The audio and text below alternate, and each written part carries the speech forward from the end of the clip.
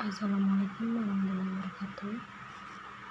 Saya Sinatya dengan buah bisnis nomor 245 akan mempresentasikan hasil dari materi komunikasi organisasi tentang komunikasi verbal dan non-verbal. Dalam rangka pencapaian satu versi makna yang sama sehingga komunikasi dikatakan efektif. Efektif komunikasi di sebuah komunikasi dapat dinyatakan ketika inti pesan sama persis disampaikan oleh komunikasi dapat dinyatakan inti pesan dan persis pesan disampaikan dengan dapat diterima oleh si komunikator dan si komunikan tersebut. Secara bahasa, komunikasi verbal adalah verb, artinya kata jadi komunikasi atau penyampaian pesan atau message dan informasi dengan menggunakan kata-kata melalui rangkaian bahasa dan kata-kata ke dalam satu pola yang memiliki arti atau makna tertulis maupun lisan. Komunikasi nonverbal merupakan tindakan dan atribut atau atribusi lebih dari penggunaan kata-kata yang dilakukan oleh seorang atau komunikator atau sumber bahasa, sumber informasi kepada seseorang atau pihak lain dengan menggunakan pertukaran makna untuk pencapaian umpan balik. Jadi, tindakan ada atribut simbolnya. Secara efektif, apabila setiap orang yang terlibat dalam komunikasi dapat menyerap makna dari inti komunikasi atau informasi pesan tadi yang sama disampaikan oleh komunikasi terhadap si komunikator, saat itulah komunikasi dikatakan efektif. Dan jika dengan sebaliknya, saat itulah komunikasi dianggap gagal atau terjadi mispersepsi, mismakna, sehingga yang ditangkap tidak sama. Unsur-unsur penting dalam komunikasi verbal yaitu yang pertama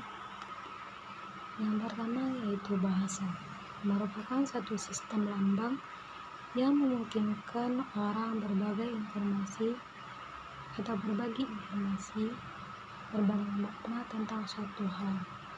Lambang bahasa yang digunakan adalah bahasa verbal, lisan, tulisan, maupun elektronik.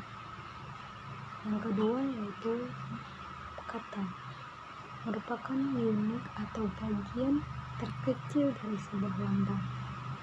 Kata adalah lambang yang menuliskan orang, benda, ataupun kejadian atau kata. Unsur-unsur dari nonverbal yaitu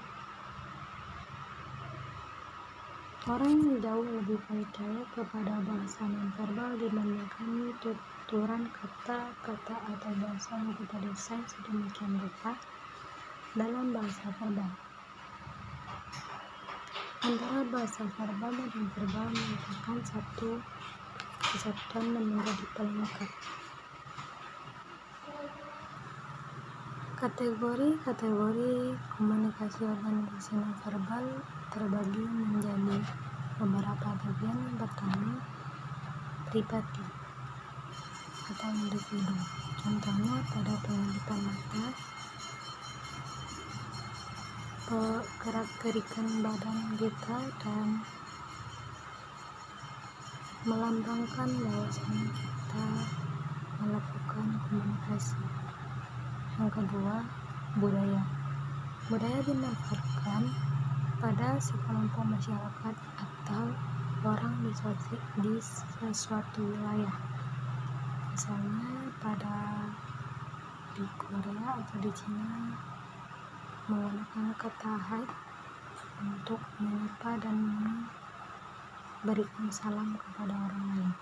Yang ketiga, profesional. Kebiasaan yang dilakukan di profesi tertentu, seperti kebiasaan orang yang bekerja di hotel atau level tertentu yang tinggi dan yang memiliki standar tertinggi pula. Yang keempat, kebenaran umum. Kebenaran umum yaitu kebenaran yang hampir dilakukan oleh seluruh manusia yang ada di muka bumi. Yang kelima, random atau acakan, seperti orang lagi berbicara dan spontan melakukan bersin atau pembatuk. 5. Fungsi peran non-verbal yang dapat dihubungkan ke verbal. Yang pertama, repetisi. Repetisi yaitu mengulang gagasan informasi pesan yang telah disampaikan secara verbal ke komunikasi. Yang kedua, substitusi.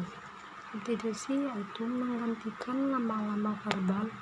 Jadi, apa yang diucapkan secara verbal, tertulis ataupun lisan itu dapat digantikan dengan non-verbal.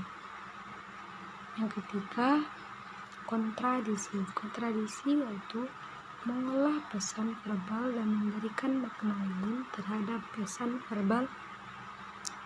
Yang keempat, komplimen. Komplimen yaitu melengkapi, memperkaya makna pesan dari bahasa verbal dengan penggunaan non-verbal tadi. Yang kelima, asentuasi. Asentuasi yaitu menegaskan pesan verbal atau menggarisbawahi pesan-pesan yang telah disampaikan. Lalu bagaimana jika komunikasi verbal dalam suatu perusahaan atau organisasi? Yaitu yang pertama, memberikan informasi yang berkaitan dengan produk. Bisa saja dengan memberi logo suatu produk ataupun spanduk untuk lebih mengetahui orang-orang dan masyarakat luarnya. Yang kedua, membagikan brosur atau media cetak untuk disebarkan ke masyarakat ataupun ke perusahaan-perusahaan lainnya untuk lebih meningkatkan hasil produk ataupun meningkatkan kualitas di perusahaan tersebut. Yang ketiga yaitu bahasa. Bahasa atau komunikasi verbal di sebuah perusahaan juga dilakukan secara verbal, dilakukan secara tatap muka, by telepon ataupun rapat dan lain sebagainya, untuk meningkatkan dan saling menghubungkan satu sama lain dari rekan kerja satu sama lainnya. Yang kedua, komunikasi non-verbal di sebuah perusahaan dapat dilakukan dengan, yaitu komunikasi non-verbal adalah metode komunikasi yang diikuti tidak hanya perusahaan saja, tapi lembaga organisasi manapun dengan lingkungan manapun dapat mengikuti rangkaian kegiatan seperti media rapat, melakukan rapat, dan melakukan apa yang terbaik buat perusahaan dan meningkatkan kinerja dari organisasi ataupun perusahaannya. Yang kedua yaitu komunikasi non-verbal. Komunikasi non-verbal ini juga dapat dilakukan dengan interaksi tatap muka dan dengan publik dari masyarakat, dan dapat dilihat dari segi masyarakatnya, dari segi pakaian dan rapi ataupun sopan. Ini bisa orang lain menilai bahwasanya kita sebagai organisasi dan membawa nama perusahaan itu menjadi lebih baik ke depannya. Sekian, saya sudahi dengan